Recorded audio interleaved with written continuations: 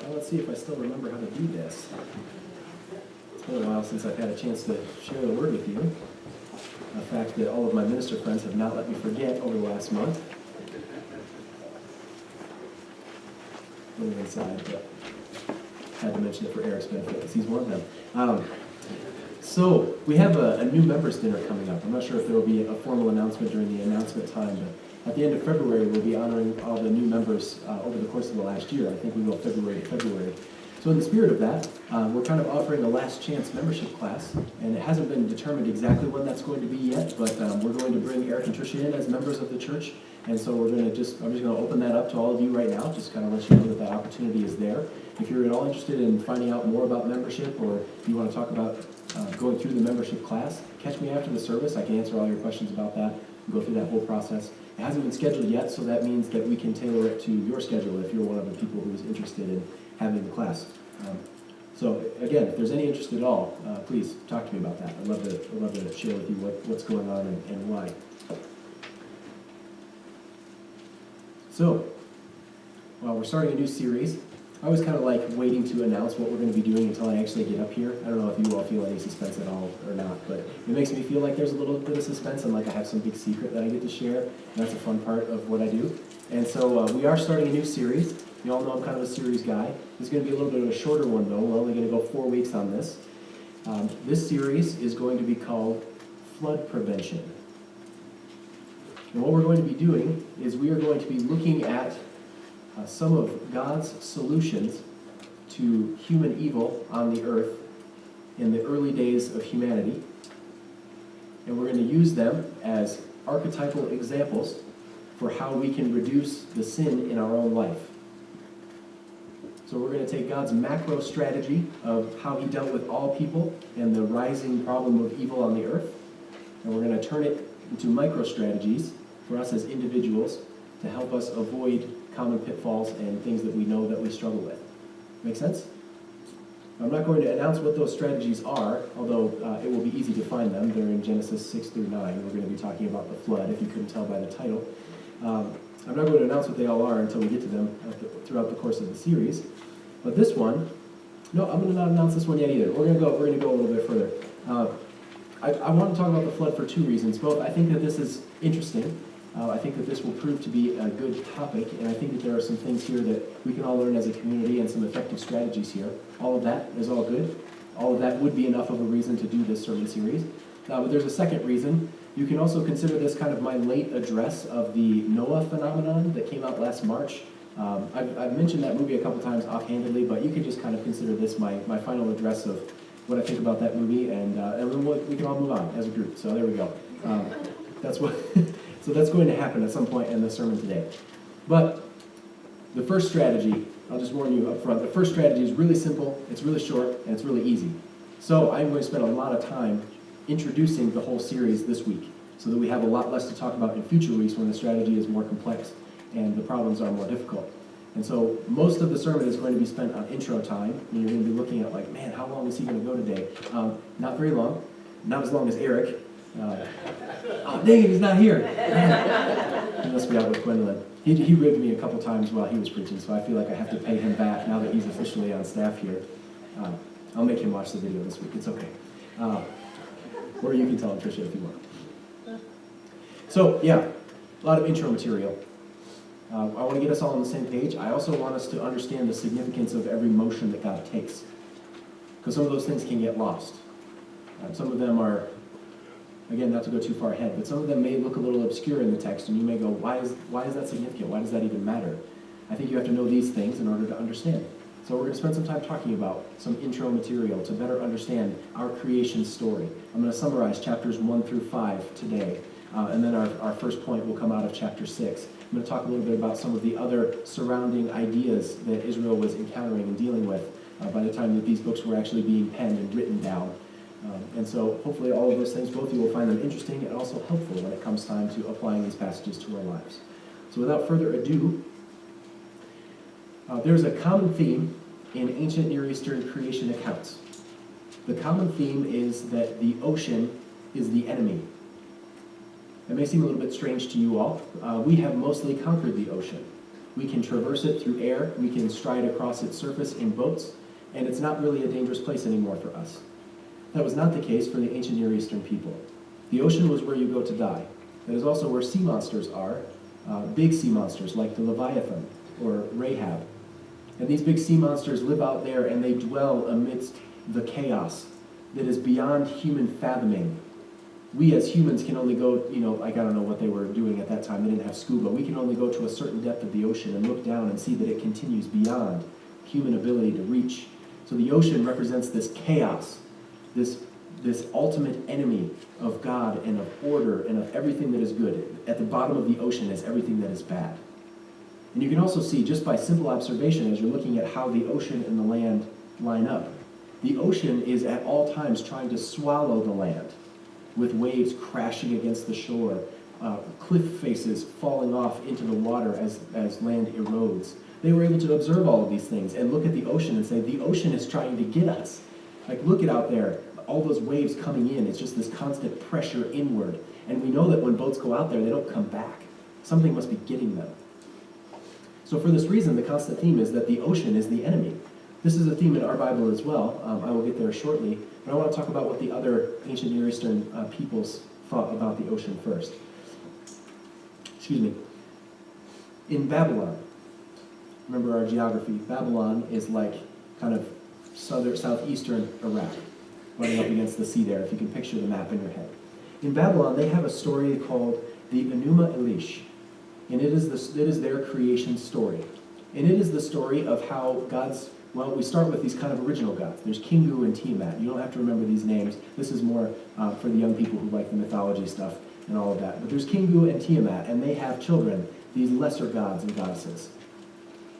Not much time goes by, and then they have a war. Tiamat is the ocean, by the way. I forgot to mention that right in the beginning. Tiamat is the ocean, and Kingu is the sky. The ocean ends up being an evil character, no surprise to us. And the ocean's great-grandson, Marduk, ends up slaying the ocean, Tiamat, and dividing the ocean in half vertically, separating some of the ocean up here and the rest of the ocean down here, and we live on it now. So in the Babylonian creation account, we are literally living on the carcass of a goddess. That's flattering. That's nice. It makes our earth take on a little bit different tone. In the Babylonian creation account, humans exist in order to provide literal food for gods and goddesses. That is our function. Without us, they would starve to death. Or maybe without us, they would have to actually go find the food themselves, which they don't want because they're capricious and terrible. And so they create us and essentially to be slaves for them so that we can keep a continual supply of food for them so they never have to work for anything. And by the way, as I'm going through these things, you should also all be kind of considering how this stands in contrast to our story, a story that most of you are pretty well familiar with at this point. In Egypt, many of the creation accounts that there are, because there are many in Egypt, they're particular by region, out of them, almost all of them have some kind of pyramid or obelisk, the kind of like tall, skinny one, rising up out of the ocean. That's how creation started. There's this pyramid that like rises up. It's called the Ben Ben. It rises up, and then now all of creation is kind of like living on that pyramid. Neat. I don't know how that worked. Egypt doesn't really care about where humans came from. That's not really part of their mythology. In some of the obscure parts, you see things like humans are the result of gods and goddesses' tears hitting the ground, and then humans spring up. That's kind of like a metaphor representative of our sad, kind of meaningless existence. We're the result of God tears. Or we're formed out of clay to represent our flawed nature, because clay is not a great resource to work with that stays permanent for very long. Now, in Assyria, a little bit to the north and west of Babylon, they also have a lot of different stories. They don't have any particular one they've kind of adopted. But they imagine the gods of the elements, and in this situation, the sea actually cooperates with the other deities, which is unusual in the ancient Near East. But they all work together to create humans and to create the earth.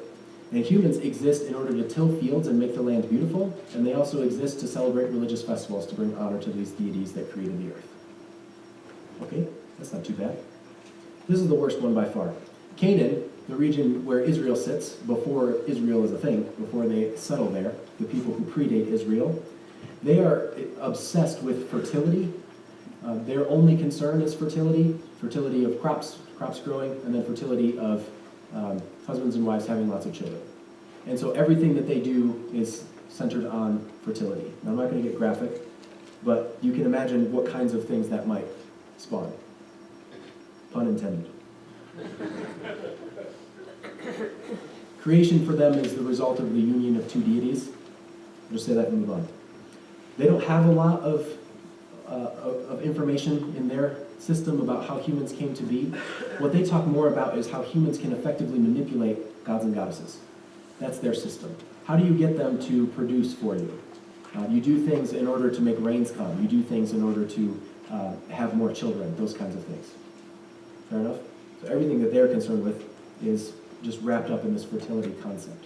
So now as we walk quickly through our creation story, you should see how starkly contrasting these things are. Everything that they had around them for whatever, in different ways, varieties of ways, it just does not represent the God that we see revealed in our creation account, in the way that we talk about creation. Creation begins with God creating the heavens and the earth. There's no conflict. It just does. It just is. God decides, and it happens. God is not in competition with anything. God calms they call it the primordial ocean. Primordial is just a fancy word for like before recorded history, before the flood, the oldest ocean from the beginning. God calms the primordial ocean with a word. And it talks about, in the beginning, the Spirit was hovering over the waters of the deep. The Spirit had no fear of the ocean or the creatures that lie within it. God put them there. This is our story. The primordial ocean is sated or calmed. The chaos is calmed with just a word from our God. He is so powerful, and He is so in control of our creation. God creates creates the earth in an orderly fashion over the course of 6 days, resulting in the divine rest on the seventh day as a model for humans, not because God needs rest. Speaking a word does not take a lot of work. God could have continued working the rest of that day and finished it all on the first day. Didn't. Decided instead to model something about the fabric of creation. We work some, but we rest some too. That's how humans are composed. It's what we need. Ask people who are working themselves to death what they need most. Built right into the fabric of creation, and we see that today. Humans are set up as image bearers. We bear the image of God. Now, much ink has been spilt over what that means. I'm not sure I can give you a concise definition here either. But suffice to say that levels the playing field among people. There aren't graders and lessers. They're just image bearers. Everyone's kind of on the same plane.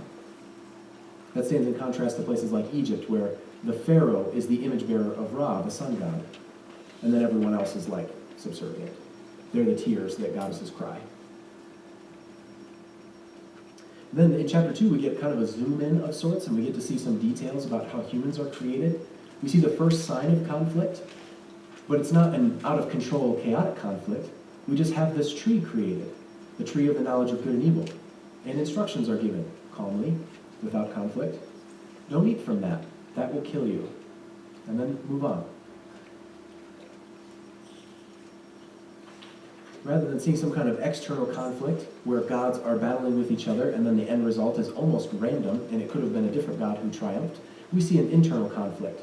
Humans fall to our own desire for power, for more food, for whatever. They're kind of the three sins, the lust of the flesh, the lust of the eyes, and pride of life. For those who may have heard those theological concepts before.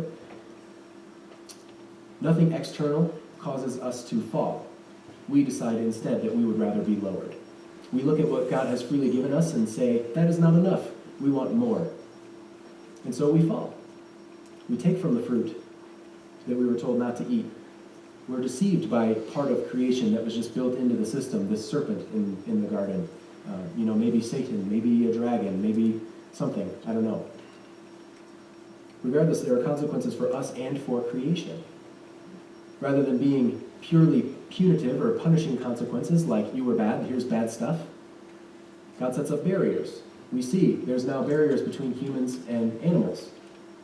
So now humans and animals can't conspire to overturn God's purposes anymore like they did that one time in the garden. We now have to toil for our food. We didn't appreciate God's free gifts, and so now we have to work for them to be reminded of how things could have been. And now life is brought about through pain. Childbearing is painful. Humans must now appreciate life because contained within bringing in life is now risk.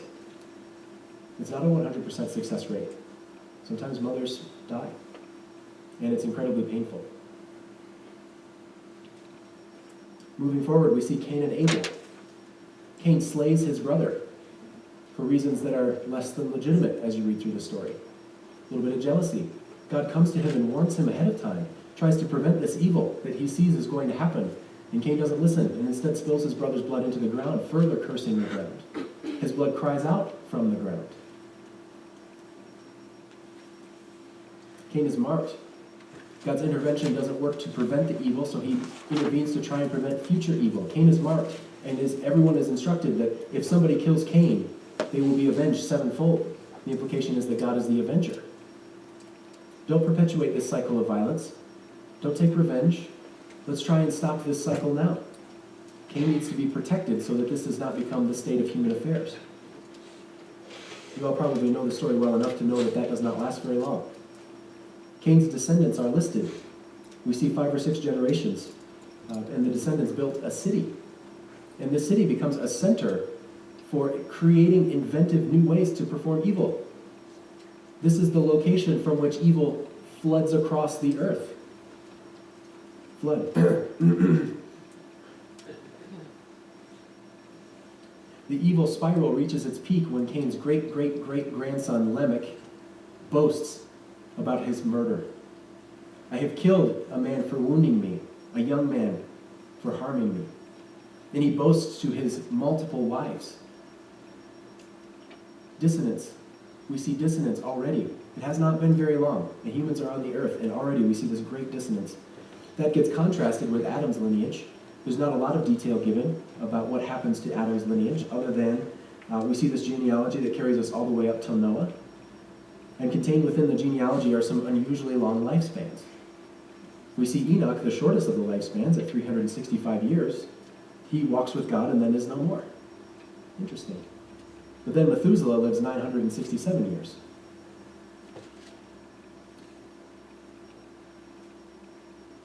Things are very quickly getting out of control on the earth.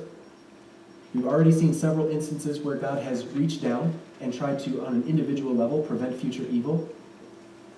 And now, what we're about to see is God is going to change his strategy.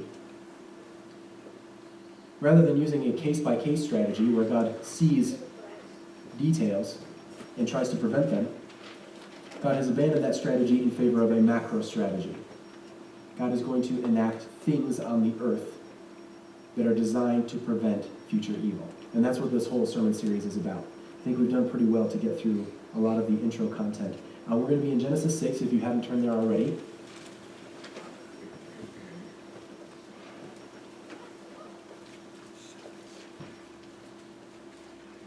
God's new strategy may not be readily apparent as we read through this passage, but it's okay. We'll talk about it, and I'll point out what I'm hoping that you'll see. Verses 1 through 4.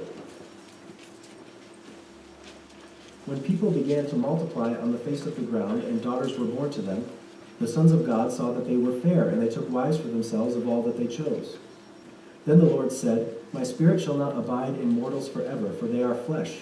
Their days shall be 120 years.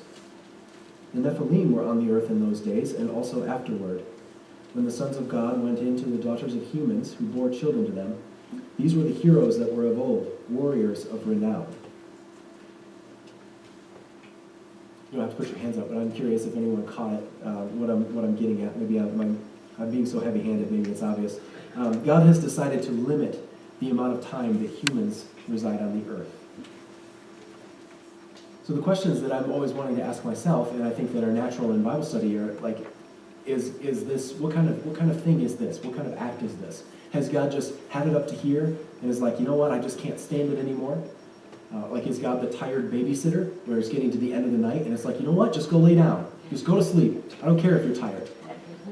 Right? Is that the picture of God that we're seeing? And I promised I would address the Noah movie. So here it goes. The Noah movie is by far the best depiction of warlord-dominated, lawless society that I have ever seen on film. Forget about the rock monsters. Forget about how badly the timeline gets butchered. Forget about all of those things. Remember Tubal-Cain. Remember the wanton murder. Remember when Noah is out harvesting that moss with his family, and he sees something in the distance, and he's overcome by fear, and what does he say? Men. Any of them. It doesn't matter who. Any men would be bad. That would be a bad thing to come upon. Any other human on the earth at his time. Forget about the inconsistencies and all of that stuff. Dwell on this image. Dwell on how potent that image is. All humans are dangerous and not worth encountering. You see another human and you are afraid for your family. You remember his experience with his father at the beginning of the movie. Again, forget about historical accuracy. Just think about the image. Think about the type of culture that has been created on the screen. Noah is able to immediately recognize the danger because there are no good humans. Tubal-Cain rises to power and subjugates what looks like thousands of people. Maybe hundreds, I don't know. A lot. He creates these weapons of iron. And with them, he indiscriminately murders whoever he wants, however he wants, at any moment that he wants. His thirst for conquering cannot be sated. He wants the entire earth, and he wants to recreate it in his own image. He is cruel and vicious, capricious like the gods of the Canaanites and the Babylonians. Now imagine that Tubal-Cain is going to live another 700 years.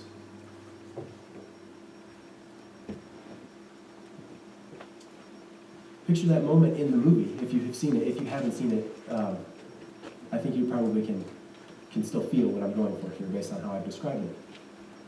If the flood hadn't come, 700 more years of Tubal-Cain. God places limits on the lifespan of humans in order to restrict the amount of evil that we're able to commit while we're here. By the time we get to be 800, we would be incredibly proficient at murdering, and plundering, ruling, enslaving. And so the first restriction that God wants to place on humans in order to try and prevent future evil in a macro way is to limit the amount of life that we have. And this does two things. It makes it so that we're not as expert by the time we rise to power. Most of our ancient Near Eastern kings that we talk about are already well into their 40s. That's not a whole lot of life left, by that point. Maybe they rule for 40 years and we're like, wow, that's a really long rule. Imagine like 840 years, imagine the amount of destruction that could happen. But the other thing that it does also is it creates a sense of urgency about the human life. You no longer have the sense in which I've got time. I'll work that out later. Maybe they didn't have that because they recognized how very real the risk was of getting murdered by somebody randomly. I don't know. But you can imagine how that would add a sense of urgency to find out, like, oh my goodness, our lifespan has just been cut by about 8.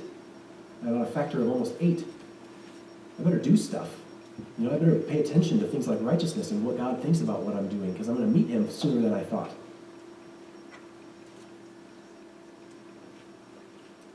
This whole thing of lifespans is really interesting to me. I brought up way more material this morning than I have time to cover. You probably are all familiar with that at this point. I've been around long enough. There's a tradition. There's a list that we found on a stele, like a block that has writing all the way around it. That has they call it the Sumerian king list. Very original name. It's a list of kings and how long their rules were. And I find it really interesting because this practice apparently. Or this thinking about the flood apparently existed in other cultures, although you'll notice some exaggeration. Their first king, I'm not going to be able to pronounce these names. I'm going to try though. Alulim, I think, ruled for 28,800 years. Their next king, Alanganar, 36,000 years. Enmen-Luana, 43,200 years. Enmen-Galana,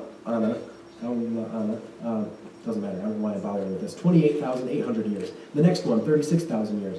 The next one, 28,800. The next one, 21,000. The next one, 18,600. Then a flood. Right on the stele. Then, 1,200 years.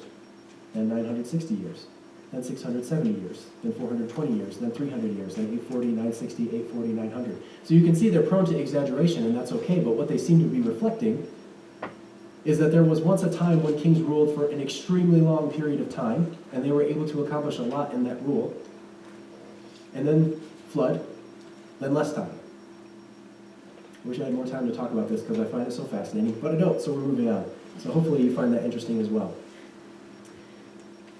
The sons of God take daughters from, daughters of men. Thank you. I just got stuck there. The sons of God take daughters of men. What are the sons of God? This is an interesting question. I don't know. I'll be frank with you up front. But here's two possibilities. Sons of God are we either think of that as Adam is a direct son of God because he was created by God, and then Eve is a son of man because she was taken out of man. So we're talking about humans. Maybe. Another possible interpretation, sons of God are some kind of angelic being that comes down. Those are the two prevailing theories. You can pick one. I care because I want you to be studying your Bible and stuff, but I don't really care which one because I don't know, and it's hard to tell. But we do see some things like in Job 1:6 and 2:1, one of the only other places in our Bible that we see this reference, the sons of God. And it says, one day the sons of God came to present themselves before the Lord. Satan also came among them. So it seems in this case that the sons of God are angelic beings. Later on in Job, where were you? This is, 38:4. Where were you when I laid the foundation of the earth? Tell me if you have understanding. Who determined its measurements? Surely you know. Or stretched out the line upon it? On what were its bases sunk? Or who laid its cornerstone? When the morning stars sang together, and all of the sons of God shouted for joy. Another kind of heavenly implication. Psalm 29:1. Ascribe to the Lord, O heavenly beings, as your translations probably say. O sons of God, ascribe to the Lord glory and strength. Possibly humans, possibly heavenly beings. I don't know.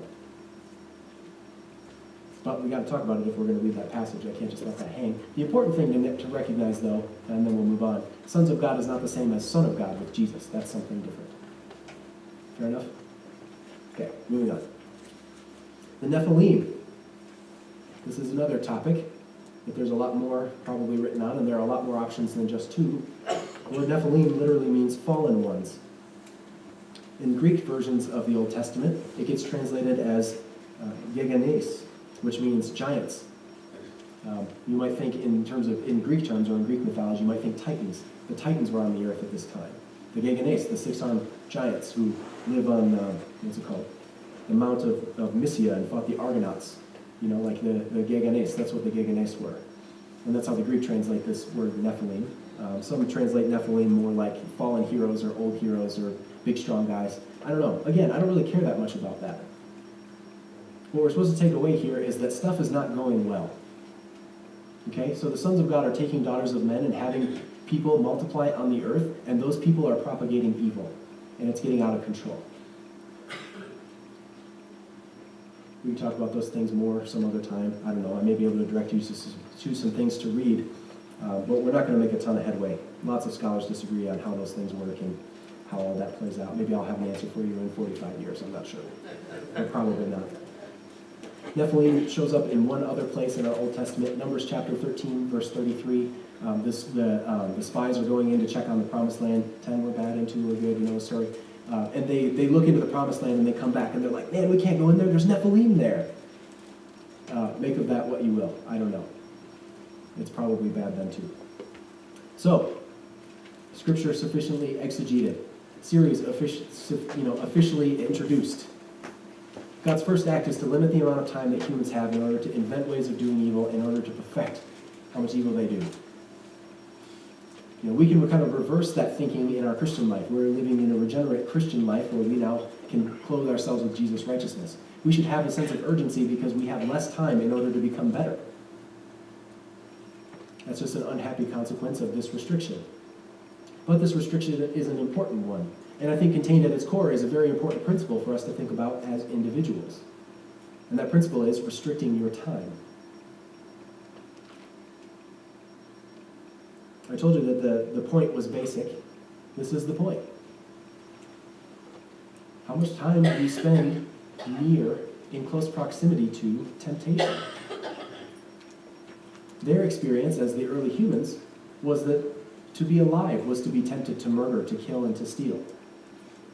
Our temptations may be a little bit different. Do you spend countless hours on Facebook? Waiting for, forgive me for being a little crass, waiting for the urge to overwhelm you, where you go look up places that you shouldn't be looking on the internet? Maybe you shouldn't spend as much time on Facebook. Are you a person who wrestles with anger and being judgmental? Maybe you shouldn't watch the news as much. It's going to give you more time in order to be tempted and swayed by those things. This is a very simple principle with very heavy and important implications. A little bit of time discipline in our life and in our schedule goes so far. Setting aside a little bit of time to do something that is beautiful and lovely, as it talks about in our New Testament.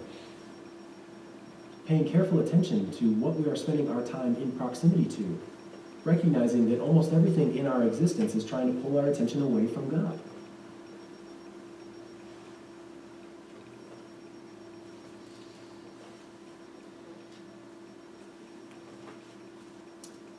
The last thing that I'll point out, I'll close with this.